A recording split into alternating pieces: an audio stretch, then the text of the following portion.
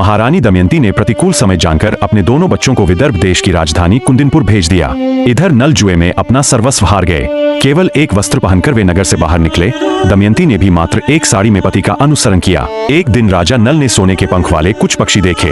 राजा नल ने सोचा, यदि इन्हें पकड़ लिया जाए तो इनको बेचकर निर्वाह करने के लिए कुछ धन कमाया जा सकता है। ऐसा विचार कर उन्होंने अपने पहनने का वस्त्र खोलकर पक्षियों पर फेंका। पक्षी वह वस्त्र लेकर उड़ गए। पक्षियों ने कहा, तो नगर से एक वस्त्र पहनकर निकला था, उसे देखकर हमें बड़ा दुख हुआ था, ले अब हम तेरे शरीर का वस्त्र लिए जा रहे हैं। हम पक्षी नहीं जुए के पासे है।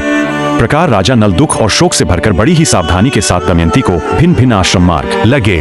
जिस पर दमयंती ने राजा नल से कहा, क्या आपको लगता है कि मैं आपको छोड़कर अकेली कहीं जा सकती हूँ? अब राजा नल के पास तन ढकने के लिए भी कोई वस्त्र न रह गया। नल अपनी अपेक्षा दमयंती के दुहक से अधिक व्याकुल थे। एक दिन दोनों जंगल में एक वृक्ष के नीचे एक ही वस्त्र से तन छिपाए पड़े थे। दमयंती को थकावट के कारण नींद आ गई। राजा नल ने सोचा कि दमयंती को मेरे कारण बड़ा दुख सहन करना पड़ रहा है। यदि मैं इसे इसी अवस्था में यही छोड़कर चल दूं तो यह किसी तरह अपने पिता के पास पहुंच जाएगी। जब दमयंती की नींद टूटी तो बेचारी अपने को अकेला पाकर करुण विलाप करने लगी और भटकती हुई जंगल के बीच जा पहुंची। वहां अजगर दमयंती को निगलने लगा। दमयंती मदद के लिए चिल्लाने लगी तो एक व्याध के कान में पड़ी। वह वहां दौड़कर आया और अपने तेज शस्त्र से उसने अजगर का मुंह चीर डाला। उसने दमयंती को छुड़ाकर आश्वासन देकर भोजन करवाया। दमयंती जब कुछ शांत हुई तब व्याध ने पूछा, सुंदरी तुम कौन हो और किस उद्देश्य से तुम यहाँ आई हो?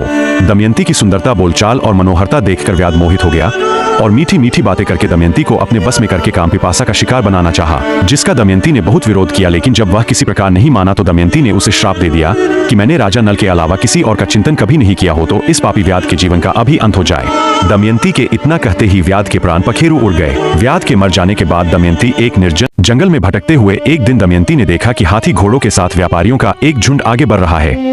व्यापारियों के प्रधान से बातचीत करके दमयंती को जब यह पता चला कि वे सभी चेदी देश जा रहे हैं तो वह भी उनके साथ हो गई।